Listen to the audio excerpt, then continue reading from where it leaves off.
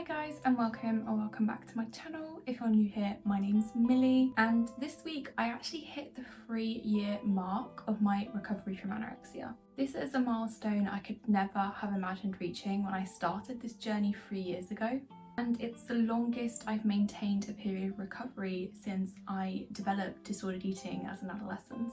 I couldn't be prouder of myself, my journey, how far I've come, and the fact that I can't see myself slipping backwards ever again. Each anniversary of my commitment to recovery, I've made a little YouTube video to reflect on my journey and share what I've learned with all of you guys.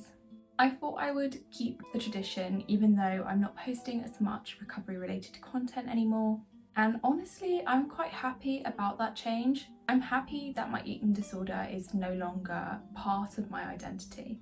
I'm happy that I don't feel I need to shrink myself, my life, my passions, or who I am as a person.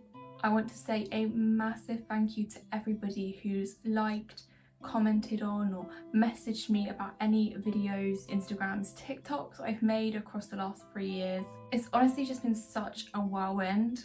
And it's not always been easy being open and public about the recovery journey, but 99% of you have been so encouraging and so supportive, and honestly it's made such a huge difference to my journey.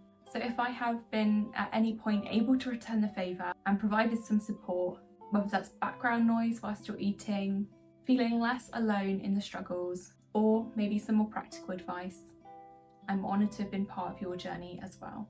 Last month I asked on Instagram what might be helpful to cover in this year's advice video, and I had a lot of suggestions, so we're just going to look through them together. I have got some notes on my laptop here if you see me looking like this. Thank you to everyone who contributed, and if you did want to be involved in future videos you can follow me on Instagram. I don't post much, but I am a little bit more active on the stories than I was a few months ago. I've tried to categorise these topics almost chronologically, what might come up in the earlier stages of recovery through to the later stages, but we'll just see how it works out. The first requested topic was how to actually start recovery, and I think starting for me was one of the hardest parts, probably one of the messiest parts as well of the whole recovery process. It's definitely not something that happens overnight, and you might go through a period of kind of considering recovery before you really commit to it. If you feel like you're stuck in a stage of kind of considering or contemplating recovery but not really committing to it, I'd really recommend checking out Prochaska's Stages of Change. I think that's what it's called. It's a model developed by, I think, 2 people. One of them's surname is Prochaska. I can't remember the other off the top of my head. But it's a really interesting model, and it talks about how you can go through these different kind of stages of readiness for change. And it's something that I use quite often with my patients at work, and I found it personally quite helpful as well. So I'd really recommend a quick Google of that if you feel a bit stuck and making that jump from thinking about change to actually doing it. My advice is to work out your why, your reasons for recovery. This will help you stay motivated even on those more difficult days. And I'd really recommend actually writing those reasons down, maybe journaling them, anything, just so that you've got them written down, it's on pen and paper, and you can keep that safe. So maybe when you are having a more difficult day, you can come back and read that and kind of remind yourself why you're even doing this whole process. I wrote some letters to my future self. I kept a more regular diary in the early stages of recovery, and I found that incredibly useful to look back on a few months down the line when I needed a little bit more of that kind of boost of motivation. And also some kind of little bits and pieces that might help is to unfollow triggering accounts, please. I know it's so hard because something about eating disorders is we like to trigger ourselves. I've done a post on that before on Instagram, but you're not going to get anywhere if you're sort of allowing that to happen. So make it more difficult for your eating disorder. Unfollow triggering accounts, delete the unhelpful apps, the calorie tracker apps, remove yourself from eating disorder spaces online if you're engaged in any of them. Scribble out the calorie numbers on your food packaging, or buy slightly different brands if you have memorised some of those calorie numbers. Do what you can to make it more difficult for your eating disorder to stay in control. I'd also recommend really trying to find some kind of support network. Now this is going to look different for everybody, of course. If you are lucky enough to have friends or family that you can lean on for support, then fantastic. I'd really encourage you to use them, but not everybody has those resources available. So it could be things like a pet, a cuddly toy. I've got mine on the bed over there. It could be just a journal where you write down how you're feeling. Whatever your support network looks like, do make sure you've got kind of something or someone that you can lean on. And finally, I would also encourage you, again, where possible, to speak to a doctor or a medical professional. Eating disorders can really cause chaos all over your body, your vitamins, your minerals, your gut health, your hormones, your bone strength. So if you are starting that recovery process and it's an option for you, I really recommend just having a GP appointment, getting some physical observations done, getting something like your bloods checked will really help to make sure that any kind of physical damage the eating disorder has caused is able to be treated appropriately and with medical supervision. The next topic then was how to manage guilt after eating, and an incredibly tough one. And now when I think about this, it feels like really, I don't know what the right word to use is, it's just really strange to me that we feel guilty for providing our body a biological necessity. Like, why do we feel guilty for giving our body something that we need to function? Recovery just comes with all of these very challenging emotions. Guilt is one of them, but the important thing is to remember that, like all emotions, the guilt will pass. Your emotions are not permanent, they're not fixed. You're not always happy, you're not always sad, and you won't always feel guilty. They change. I like to think of my emotions like the weather. And when we get these uncomfortable feelings, it's quite common to want to do something to get rid of it. It's not an uncomfortable experience to exist feeling guilty. Same can be said for feeling anxious or feeling stressed. You want to do something that's going to stop that feeling or get rid of it. So it can be really tempting to turn to disordered behaviours, whether that's restriction, exercising, or any other any other behaviour. You know what I mean. Giving into the guilt and listening to that ED voice will only give it strength. It will reinforce that that's a behaviour you can use to get rid of that guilty feeling. I really massively encourage you, I know how hard it is, to sit with that feeling and allow it to pass naturally, because I promise you it will. And if you allow it to pass naturally, you're breaking the link then between the guilt and reliance on the eating disorder behaviours. The next topic then was about exercising in recovery. I'm not going to talk an awful lot about this topic. I've done a whole video about exercise and eating disorders and in eating disorder recovery, where I talk more about my thoughts and opinions on the matter. But what I'd encourage is almost a blanket ban on exercise in the start of recovery. I don't think it's helpful, because exercise can be such a, I can't say this word, compensatory, is that right? Behaviour. Basically, it's not helpful. It's just feeding into the ED voice. And I'd really encourage you to take a break from exercise if this is something that's difficult for you, and come back to it with a healthier mindset. I've, as you will know if you watch my channel, have joined running again, or was taken up running again in the last few years, and I do that now with a healthy mindset. Whereas I feel like had I kept running throughout my whole recovery, I would never have had the chance to kind of rewire my beliefs around exercise. I felt like I needed to stop, take a break, work on the mindset, and then go back to it. But yeah, if this is, because not everybody struggles with exercise, so I'm not going to talk much more on this one. If you are somebody that's finding that quite difficult, I encourage you to watch my deep dive on exercise, which I will link up here.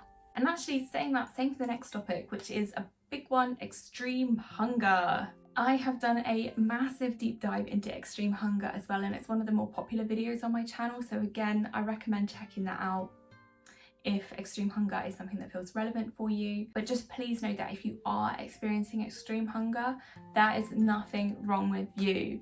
You are not spiraling, you are not binging, you are not losing control.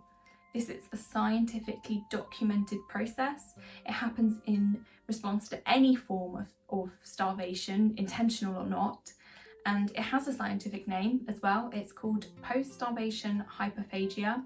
and it's been studied. There's a study about it called the Minnesota Starvation Study. It's one of the references I used in my big deep dive video, and I'd recommend reading it if you are a bit more science minded. I know I'm a little bit of a science mind myself.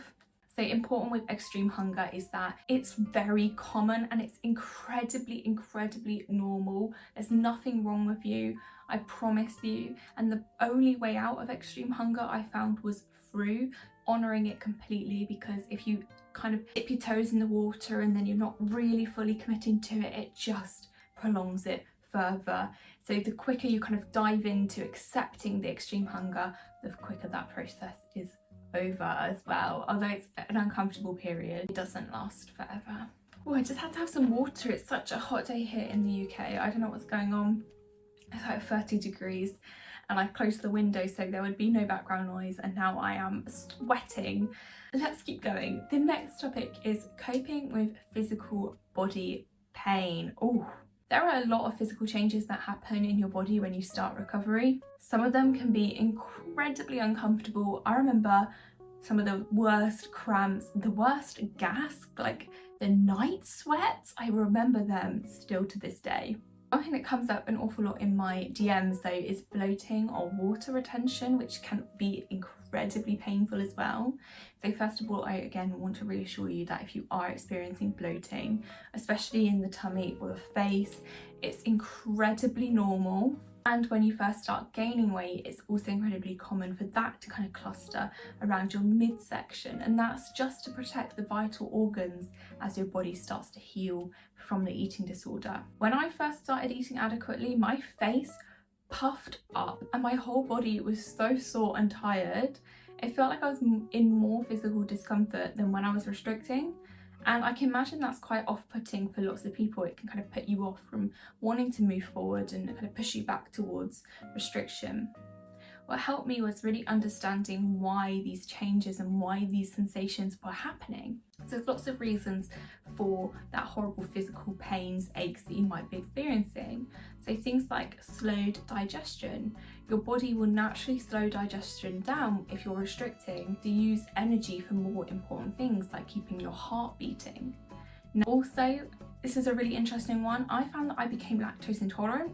I'm not lactose intolerant anymore, but what happens is if you have a very restrictive diet, your body might stop producing enzymes to break down certain food types in your gut. So for example, I think it's lactase is the one that breaks down lactose. I said I'm a science nerd, but I haven't researched this stuff in quite a while, so it's coming from somewhere in the old noggin. But yes, so basically you end up with lack of biodiversity in the gut, so you might not have all the enzymes you need to break down all the different food groups. However, it's not permanent and you have to keep eating those food types in order for your body to start producing those enzymes again. And finally, recovery itself is an incredibly stressful process. Your body is stressed most of the time, so it's in that fight or flight response. And the fight or flight response itself has certain effects on the body that are quite uncomfortable, especially when you're kind of stuck in that response for a longer period of time than you should be. So that could also be one of the things that's triggering these physical discomforts. The easiest way through the physical discomfort is to keep eating, which is not an easy thing to do when you're in pain, I know. If you go back to restricting, you'll just prolong the process even more, whereas if you can stick with it, you'll get better more quickly. Just a few little things that helped me, because it's not easy to eat when you're in pain. Like, let's be honest, disorder or not, nobody likes eating when it hurts. Some things that helped was the typical hot water bottles, comfortable clothing, also drinking less fizzy drinks. I drank a lot of Pepsi Max, Coke Zero. That really didn't help. Drinking more water or squash instead. Reducing caffeine as well, that was quite a good one. Chewing less gum, because that kind of puts air into your digestive system and that gives you quite bad gas. Peppermint tea I found really helpful, as peppermint's quite good for digestion. It massively helps my IBS. And also sitting after meals and allowing yourself to rest rather than immediately getting up and maybe doing some of those kind of lower level movement compulsions. It is really hard to eat, as I keep saying, when you're in pain, so I'd recommend, if you can, I know it's so scary and they're often fear foods, but eating those more energy dense foods are easier for your body to digest. Your body is healing, you just need to give it a helping hand along the way. The next topic is weight gain. Weight gain can be very, very scary. The idea that you're losing control, that the weight gain's never going to end, or that you'll never be able to accept your new body shape or size. But if eating an adequate amount that gives you the energy to live your best life means you gain weight, that is weight that you were meant to gain. And I also reflect on that the difficulties were with my mindset, and it was never ever about my body. Even at my thinnest, I still didn't like how my body looked, because the issue was I needed to challenge my thoughts in my head. The answer was not gaining, losing weight or changing my body shape. The answer was accepting my body. So I practice body neutrality personally. That's what works for me. My body is what it is, and I'm grateful for the things that it allows me to do. The body that you have when you're at your happiest, at your freest, able to live the life that you want to live, that's the body you are meant to have. A tricky part of recovery is when you start to lose motivation. Sometimes the process really does feel endless, like you're climbing this mountain and the mountain just keeps growing, so you never reach the top. It made me want to give up and go back to the comfort zone. And something to keep in mind is you don't have to be motivated all the time. In fact, it's impossible to be motivated all the time. That's just not how we work. It's okay if some days you wake up and recovery is the last thing you want to do that day. That's perfectly normal. What's important is that regardless of how you feel, you still take recovery actions. And I like to think of this as commitment despite motivation. You can find recovery difficult while still taking steps forward, while still making progress, because difficult doesn't mean that it's impossible. If you look back, you'll see exactly how far you've come, the little changes, each fear food you challenged, each breakfast you had on a hard morning, each time you resisted a body check. These changes happen little by little, and if you don't pause from time to time, you might miss the progress you've already made. Okay, moving on to later recovery stages. A big one is finding a life outside of an eating disorder. Learning to let go of the identity and even the identity of being in recovery. For some time, you might have to find yourself around your eating disorder. As you shrunk, maybe so did your life, until your eating disorder was the only thing in it. Eating disorders demand all of your time, so you might have pushed away your family, your friends, your hobbies, your faith, whatever else, just to make room for the disorder. You might have lost sight of who you truly are.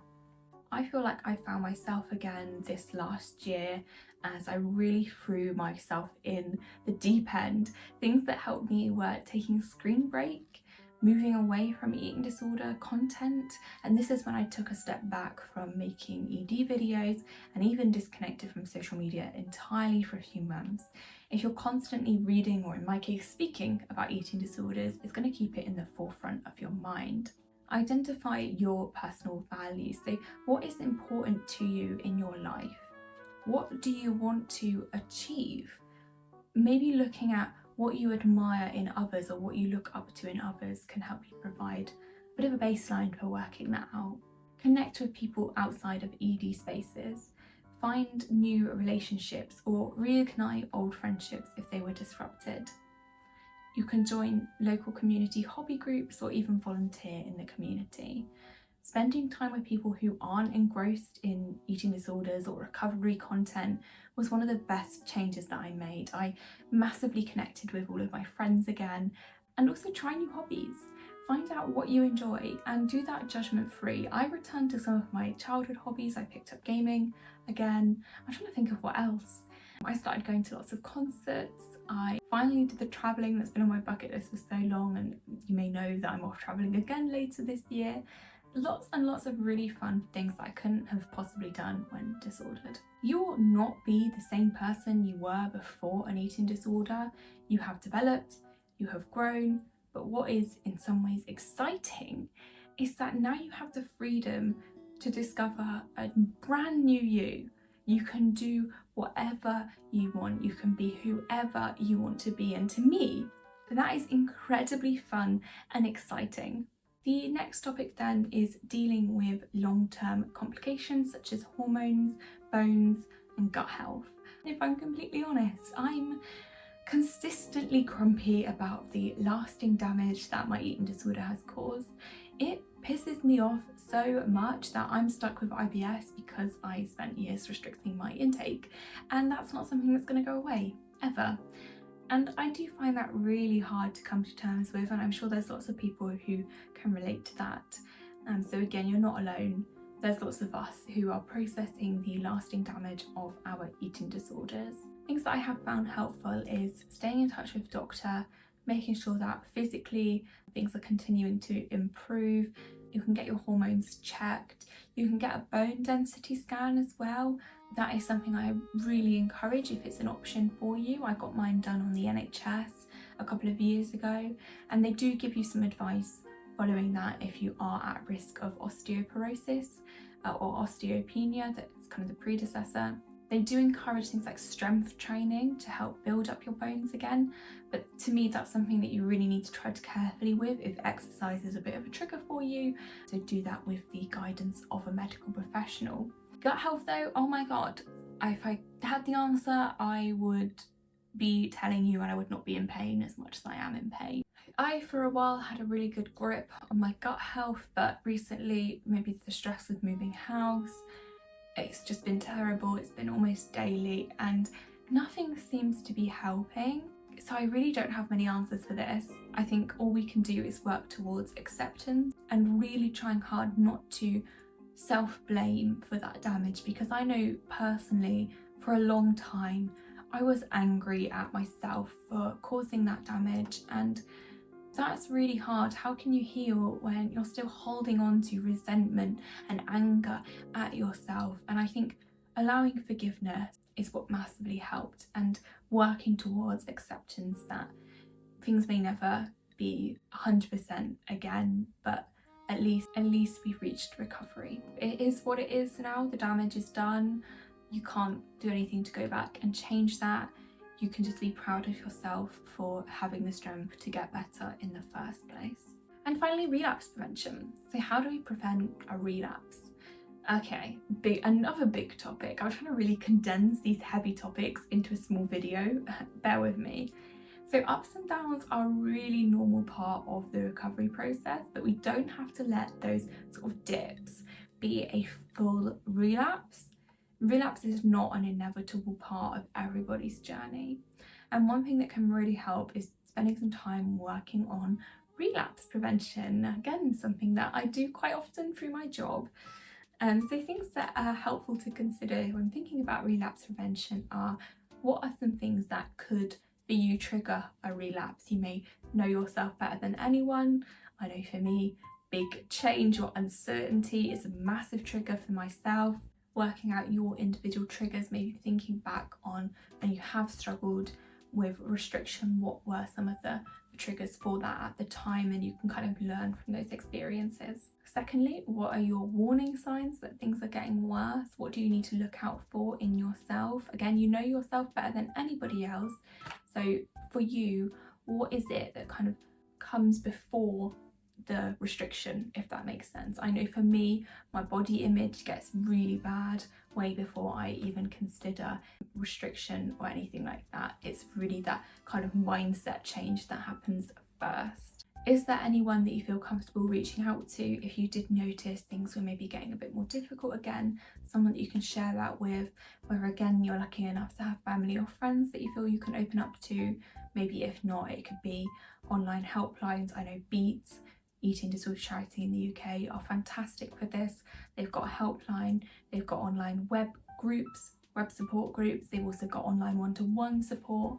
That could be a really good resource to check in if you do find that you're struggling. And finally, what action can you take if you do notice that things are slipping? What has helped you so far that maybe you can learn from or use again in the future? You can make this into a plan, you can document it, you can put it down on paper, really like get it written down somewhere, wherever that's easiest for you, so that if you do notice maybe some of those triggers are coming up or some of those warning signs are coming up, you can look at this document, you know what has helped me before, you know, maybe even writing down some positive affirmations that you can read to yourself, and so you can kind of get back on track and prevent that kind of dip from becoming a full-blown relapse. Oh my god, I've talked and talked and talked my own ears off.